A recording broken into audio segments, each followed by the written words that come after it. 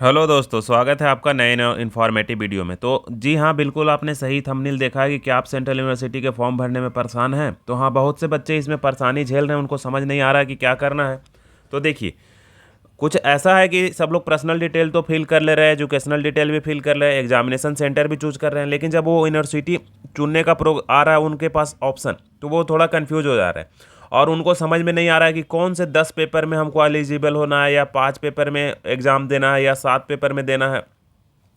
तो ये सारा का सारा अभी हम क्लियर करने वाले हैं। इस वीडियो में हम लोग यूनिवर्सिटी कैसे चुनेंगे ये देखेंगे, फिर हम लोग देखेंगे कि पेपर कैसे चुनेंगे ये देखेंगे। ये दोनों चीज़ हम लोग यहाँ पे देखने वाले हैं दोस्तों। तो आइए हम लोग सबसे पहले यूनिवर्सिटी चुनने के लिए सबसे पहले उसके मेन वेबसाइट पे चलना है। सबसे पहले उसके कहाँ पे चलना है दोस्तों? मेन वेबसाइट पे चलना है।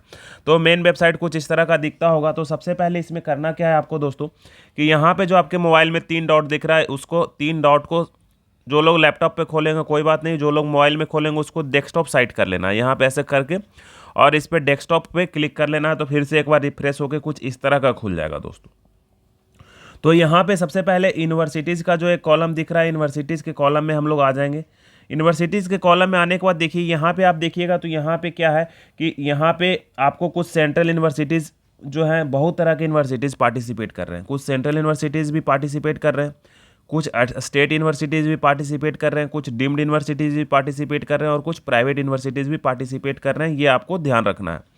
तो अगर हम सेंट्रल यूनिवर्सिटीज़ की बात करें दोस्तों, तो देखिए अलीगढ़ मुस्लिम यूनिवर्सिटी ये सेंट्रल यूनिवर्सिटी है, ये कर रहा है। इसके बाद और अगर हम बात करें तो आसाम यूनिवर्सिटी, भीमराव अंबेडकर यूनिवर्सिटी। तो सबसे पहले ये सारे यूनिवर्सिटीज़ में आप देखिए सबसे पहले जाना कहाँ चाहते हैं एडमिशन लेने के लिए। जैसे कि कोई बच्चा हम अभी मानते हैं कि बिहार का है रहने वाला, तो बिहार से वो मान लो दिल्ली जाना चाहता है, तो दिल्ली के आसपास कॉलेज जो है सेंट्रल यूनिवर्सिटीज, उसमें फॉर्म भर सकता है। कोई झारखंड रांची में जाके एडमिशन लेना चाहता है तो वहाँ वाला भी चूज करना चाहता है। बिहार में जो साउथ बिहार में गया में उसमें जाना चाहता है तो वहाँ वाला वो चुन सकता है। तो अब देखिए चुनना क्या है, तो सबसे पहले आप देखिए साउथ बिहार का हम दिखाते हैं आपको। तो साउथ बिहार में अब अगर आप जाना चाहते हैं तो देखिए साउथ बिहार में ये 4 कोर्स ऑफर आपको किया जा रहा है। कितना कोर्स ऑफर किया जा रहा है दोस्तों? 4 कोर्स ऑफर किया जा रहा है। सबसे पहला एक कोर्स जो ऑफर किया जा रहा है बीए एलएलबी ऑनर्स का, फिर बीएससी एग्रीकल्चर में ऑफर किया जा रहा है, और 2 कोर्स और है आपके लिए। कौन कौन? तो बीए बीएड का कोर्स है और बीएससी बीएड का कोर्स है। ये 4 कोर्स आपको ऑफर किया जा रहा है सेंट्रल यूनिवर्सिटी साउथ बिहार के द्वारा। इसी तरह से अगर हम सेंट्रल यूनिवर्सिटी झारखंड की बात करें, तो झारखंड में जो सेंट्रल यूनिवर्सिटी है वो आपको इतना कोर्स ऑफर कर रही है। बीटेक एमटेक का भी कोर्स ऑफर कर रही है कंबाइंड में। बीटेक एमटेक अगर करना चाहते हैं, किस डिपार्टमेंट से करना चाहते हैं, तो मेटलर्जी से अगर आपको करना होगा, किससे करना होगा? मेटलर्जी से करना होगा, तो इसमें भी आप जा सकते हैं। इसके बाद बीटेक एमटेक एक और डिपार्टमेंट में कंप्यूटर साइंस में भी ये ऑफर कर रहा है, तो यहाँ भी आप इसमें भी जा सकते हैं। ठीक है। फर्दर आगे बीटेक एमटेक का ये बहुत सा कोर्स झारखंड का जो यूनिवर्सिटी है वो ऑफर कर रहा है। इंटीग्रेटेड बीएससी एमएससी भी ऑफर कर रहा है। इंटीग्रेटेड बीएससी एमएससी दो में, एक तो मैथमेटिक्स में ऑफर कर रहा है, एक लाइफ साइंस में ऑफर कर रहा है। तो आप कौन से कोर्स में एडमिशन लेना चाहते हैं, इसके सबसे पहले ये तो आपको डिसाइड करना पड़ेगा कि अच्छा हम ये कोर्स में एडमिशन लेना चाहते हैं। उसके हिसाब से फिर आपको पेपर सेलेक्ट करना होगा, 10 पेपर सेलेक्ट करना होगा। ठीक है। कोई बच्चा मान लो बनारस हिंदू यूनिवर्सिटी में पढ़ना चाहता है, तो बनारस हिंदू यूनिवर्सिटी भी एक सेंट्रल यूनिवर्सिटी है, तो यहाँ पे आइए बनारस हिंदू यूनिवर्सिटी। तो यहाँ पे बहुत तरह का सब्जेक्ट है। बनारस हिंदू यूनिवर्सिटी जो है इतना सब्जेक्ट आपको ऑफर कर रहा है। तो इतना सब्जेक्ट में आप कौन से सब्जेक्ट में जाना चाहते हैं दोस्तों, ये आपको ध्यान देने वाली बात होगी, कौन सा सब्जेक्ट आप लेना चाहते हैं। तो ये तो पहला चीज़ समझ में आ गया कि आप एक पहले अपना पेज पे नोट बना लीजिए कि हमको ये सब्जेक्ट लेना है और इस यूनिवर्सिटी में एडमिशन लेना है। दूसरा पॉइंट, जब आप एप्लीकेशन फॉर्म वाले पेज पे आइएगा इस तरह से, तो यूनिवर्सिटी प्रोग्राम पे जब आइएगा तो यहाँ पे देखिए करना क्या है आपको। तो हम थोड़ा टेस्ट कर रहे थे इसलिए हम अपडेट प्रोग्राम पे कर देते हैं, तो कुछ इस तरह का आपका खुलेगा। तो सबसे पहले आप यूनिवर्सिटी ऐड कर लीजिएगा। जैसे झारखंड का हम एक सेलेक्ट करके रखे थे, इसको हम रिमूव कर देते हैं अभी। तो सबसे पहले हम मान लो central university south Bihar select कर देते हैं। क्या सेलेक्ट कर देते हैं दोस्तों? Central university south Bihar. तो आइए हम लोग यहाँ पे देखते हैं सेंट्रल यूनिवर्सिटी साउथ बिहार, जल्दी से आ जाए। Central university south Bihar. अब मान लो सेंट्रल यूनिवर्सिटी साउथ बिहार में हमको एडमिशन लेने का मन है, ये कोर्स में 5 ईयर का इंटीग्रेटेड जो कोर्स है बीए एलएलबी का, इसमें हम ऐड कर देते हैं।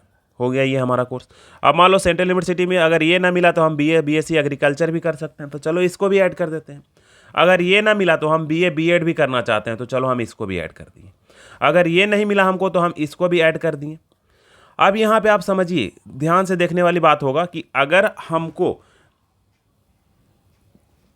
ये इस वाले कोर्स में जाना है तो हमको कौन कौन सा चीज़ में अपीयर होना पड़ेगा। तो सबसे पहला तो एक जनरल अवेयरनेस के पेपर में अपीयर होना पड़ेगा, ठीक है, जो सेक्शन 3 में आपका है। इसके बाद टीचिंग एप्टीट्यूड के पेपर में अपीयर होना पड़ेगा, जो डोमेन डो में लिखा हुआ है। फिर जनरल इंग्लिश में अपीयर होना पड़ेगा, बायोलॉजी और मैथमेटिक्स में अपीयर होना पड़ेगा, फिजिक्स और केमिस्ट्री में अपीयर होना पड़ेगा। तो इसको आप अलग से नोट कर लीजिए, इसको क्या कर लीजिए, अलग से आप नोट कर लीजिए, ठीक है। तो यहाँ पे एग्रीकल्चर, बायोलॉजी, केमिस्ट्री, ये सब में अपीयर होना पड़ेगा। तो ये सारा मिला के हमको 10, टोटल 10 में अपीयर होना है। कितना में सब्जेक्ट में अपीयर होना है, 10 सब्जेक्ट में। ये अभी हम आपको बताएंगे, तो इसका हम एक बार स्क्रीनशॉट कर लेते हैं, तभी आपको समझ में आएगा कि कैसे अपीयरिंग होना है। तो थोड़ा 1-2 यूनिवर्सिटी और सेलेक्ट कर लेते हैं, तब आपको ज़्यादा क्लियर होगा, है ना। 1-2 यूनिवर्सिटी और हम सेलेक्ट कर लेते हैं तो ज़्यादा क्लियर हो जाएगा दोस्तों। तो आइए अभी हम, मान लो कि सेंट्रल यूनिवर्सिटी ये हो गया, अब झारखंड का भी हम सेलेक्ट कर लेते हैं, सेंट्रल यूनिवर्सिटी झारखंड। अब यहाँ पे मान लो कि हम ऐड कर देते हैं कि integrated BSc MSc in physics करना चाहते हैं, ठीक है। इसके बाद हम और क्या करना चाहते हैं, तो मान लो कि अब हम यहाँ से मान लो बीटेक मेटलर्जी में भी करना चाहते हैं। किसमें, मेटलर्जी में हम बीटेक करना चाहते हैं। चलो ऐड कर दिए। अब यहाँ पे बीए बीटेक बीएड का तो कोई कोर्स यहाँ पे दिखा नहीं रहा, तो चलो यहाँ पे बीएड का कोर्स नहीं दिखा रहा है तो छोड़ देते हैं। अब मान लो हम बनारस हिंदू यूनिवर्सिटी ऐड कर लेते हैं, बनारस भी बहुत लोग जाना चाहते हैं, तो बनारस हिंदू यूनिवर्सिटी ऐड कर लेते हैं। यहाँ से हम मान लो कि बीटेक करना चाहते हैं फूड टेक्नोलॉजी में, तो ऐड कर लिए। मान लो कि यहाँ से हम अप्लाई करना चाहते हैं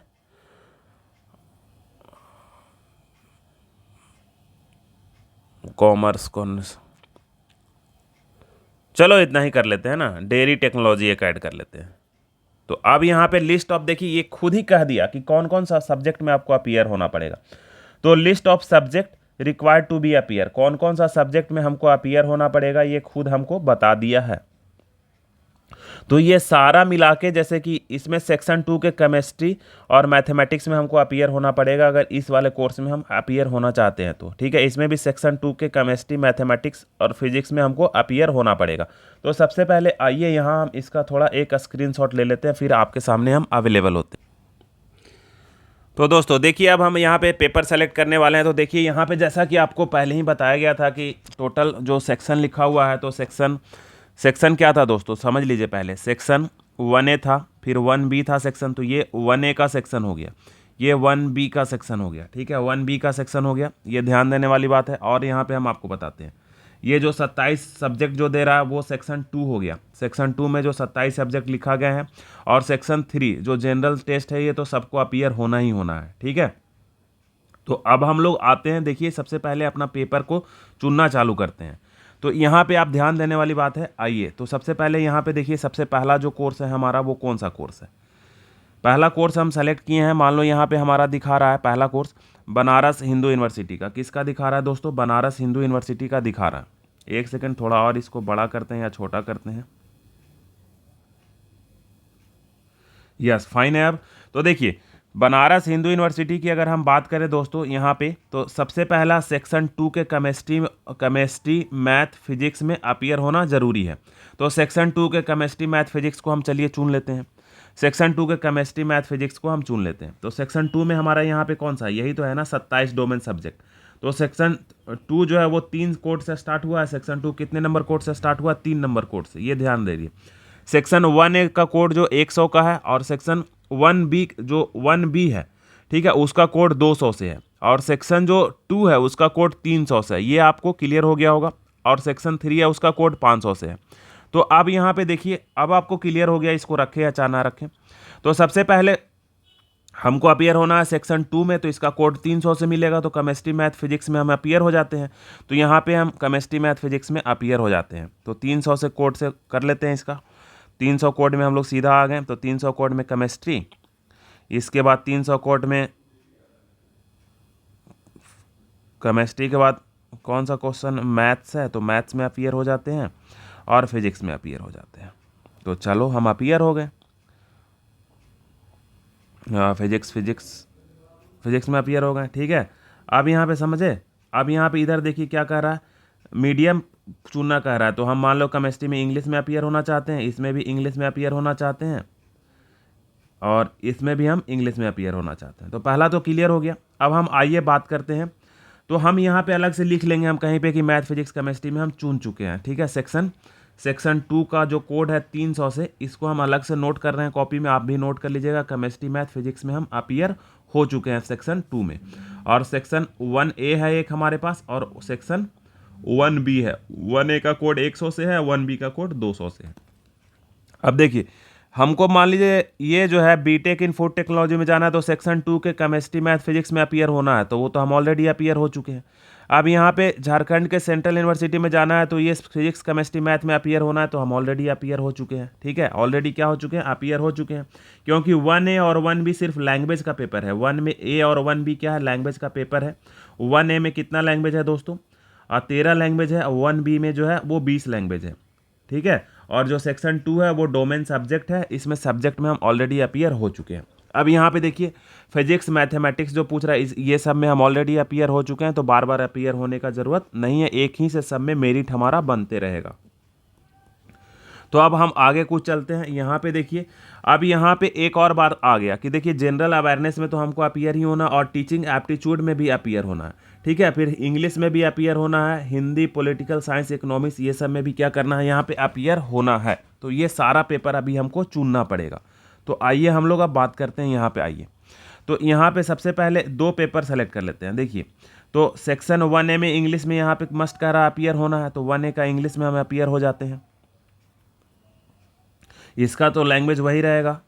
अब हम 1B का भी कुछ खास कह रहा है क्या, नहीं कह रहा है। 1B का तो कहीं कहा नहीं है। अगर 1B का कहीं कहता तो हम अपीयर भी हो जाते, लेकिन यहाँ पे 1B का कहीं लिखा नहीं है। 1A के इंग्लिश में अपीयर होना इसमें ज़रूरी था। अब यहाँ पे देखिए सेक्शन 3 कह रहा है, इसमें आपको अपीयर होना ज़रूरी है जनरल टेस्ट में। तो जनरल टेस्ट में भी हम अपीयर हो जाते हैं, सबसे नीचे मिलेगा वो हमको। जनरल टेस्ट 500 का कोड है, ठीक है। इसके बाद और कौन पेपर में हम अपीयर होना पड़ेगा हमको, तो अभी देखिए हम बात करते हैं आपको। तो सेक्शन 2 के लीगल स्टडीज़ में हमको अपीयर होना पड़ेगा, अगर हम LLB वाले कोर्स में जाना चाहते हैं। तो हम सेक्शन 2 का कोड 300 से मिलेगा, तो 300 से कोड खोजते हैं लीगल का। तो यहाँ पे 300 से देखिए L में चलते हैं सीधा, लीगल स्टडीज़ में हम अपीयर हो जाते हैं। इसका लैंग्वेज क्या चुन लेते हैं, कौन लैंग्वेज में रहेगा, तो इस तरह से लैंग्वेज चुनना है।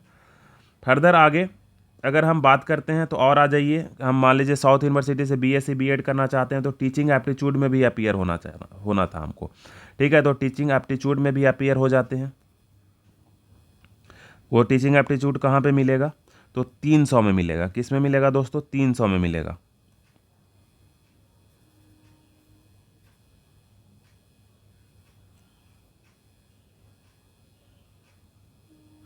टीचिंग एप्टीट्यूड, ठीक है। अब 300 में और एक जनरल का कोई है, तो उसमें भी देखते हैं अपीयर होना पड़ेगा हमको क्या।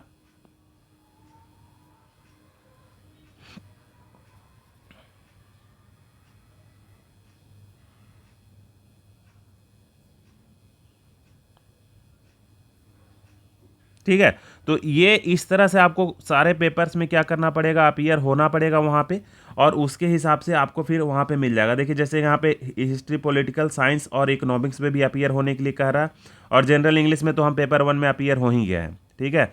तो यहाँ पे हम लोग बात करते हैं